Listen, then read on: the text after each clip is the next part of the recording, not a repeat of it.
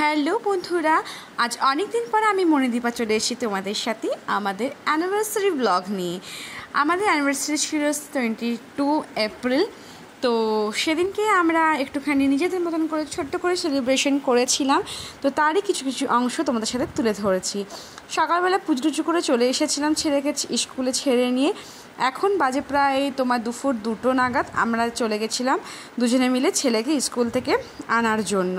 এখানে যা রোদ একদম আর বলো না, এত গরম। হ্যালো ফ্রেন্ডস, আজকে আমাদের অ্যানিভার্সারি আছে। সকাল থেকে এই গরমের মধ্যে ঘরে কাটানো হলো। তো এখন প্রায় বাজতে চলে সন্ধ্যে 7:30। তো এখন আমরা রেডি হচ্ছি, এবার যাব একটু টুকটাক বাইরে ডিনার করব, কিছু ঘুরবো টুরবো, দেখা যাক কী করবো, তোমাদের সাথে ছোটো ছোটো করে অবশ্যই শেয়ার করব। এখন আপাতত রেডি হতে যাচ্ছি, রেডি হয়ে আবার দেখা হচ্ছে তোমাদের সাথে। চলো রেডি হয়ে নিয়ে চলে এলাম। আমি এবার রেডি হয়ে গেছি। এদিকে আমার ছেলেও রেডি হয়ে গেছে, এই যে আমার ছেলেও রেডি হয়ে গেছে। তো এবার আমরা বেরাবো, প্রায় 8টা 10 বাজে। তা চলো ওখানে গিয়ে তারপরে বাকি ভিডিওটা আরও শেয়ার করবো তোমাদের সাথে। রেডি হয়ে আমরা বেরিয়ে পড়লাম আমাদের রাজদূত নিয়ে, নিজেদের একটুখানি ছোট্ট করে নিজেদের মধ্যে করে টাইম স্পেন্ড করতে।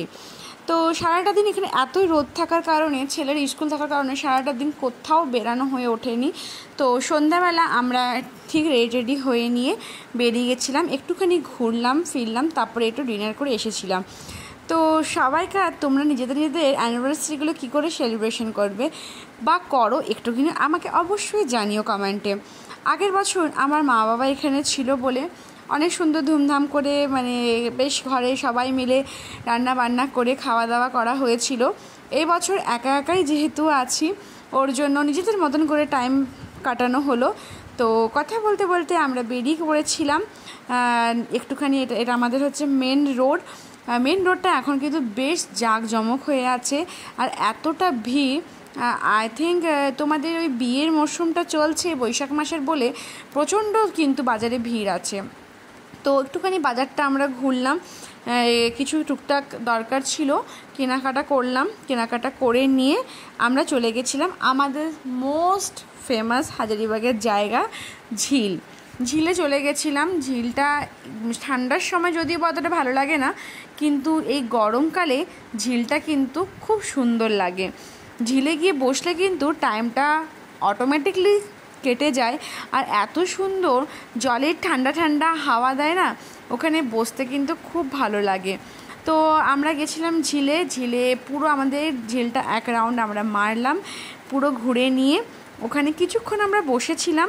তারপরে ওখান থেকে চলে গেছিলাম একটা রেস্টুরেন্টে, ব্যাঙ্কেট হলে আমরা চলে গেছিলাম। ওটার নাম হচ্ছে ফ্লোরেস্টা ছিল ওই হোটেলটার নাম। ওখানে চলে গেছিলাম আমরা ডিনারের জন্য। এই যে প্রপার্টিটা বানানো হয়েছে, রেসিডেন্সিটা যে বানানো হয়েছে, এত সুন্দর অ্যাম্বিয়েন্স, এত সুন্দর। হাজারিবাগে কিন্তু অবশ্যই কিন্তু যারা যারা আছো অবশ্যই কিন্তু ট্রাই করো।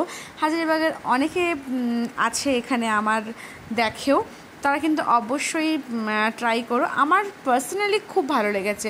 হাজারিবাগে একটা ছোট জায়গার মধ্যে এত সুন্দর একটা অ্যাম্বিয়েন্সের একটা রেস্তোরাঁ খুলেছে, আমার খুব সেটা ভালো লেগেছে।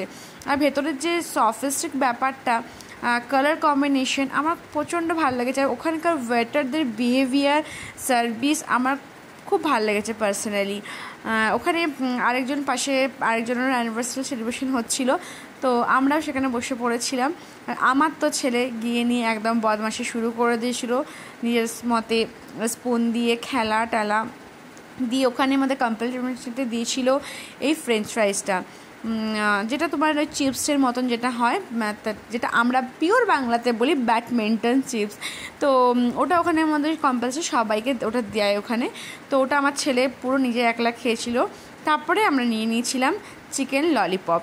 আমার খুব ফেভারিট হচ্ছে চিকেন ললিপপ। আমার হাজব্যান্ড বলছিল, আমি জিজ্ঞেস করলাম আমার হাজব্যান্ডকে কী অর্ডার করি। আমার হাজব্যান্ড বললো, তোমার যা মন, তোমার যেটা খেতে ইচ্ছে করো তুমি সেটা অর্ডার করো, আমি সব খেয়ে নেবো। তো আমার মোস্ট ফেভারিট হচ্ছে চিকেন ললিপপ, সেটা খেয়েছিলাম। তারপরে ওই কর্ন সল্ট অ্যান্ড পেপার ওটা খেয়েছিলাম, দিয়ে আরও টুকটাক নিজেদের মেন কোর্সের খাবারগুলো খেয়ে টেয়ে নিয়ে তারপরে বেরিয়ে গেছি।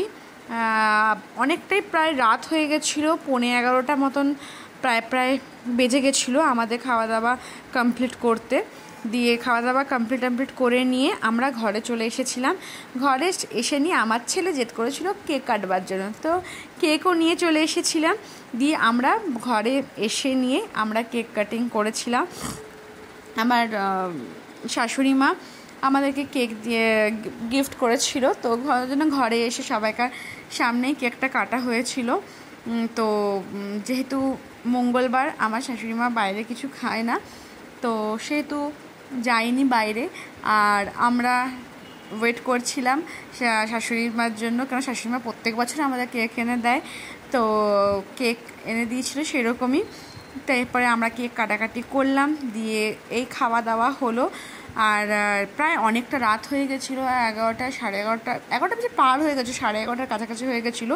কেকটা কাটাকাটি করে আমাদের ছোট্ট সেলিব্রেশন শেষ করে আমি আমার ভিডিওটা শেষ করলাম।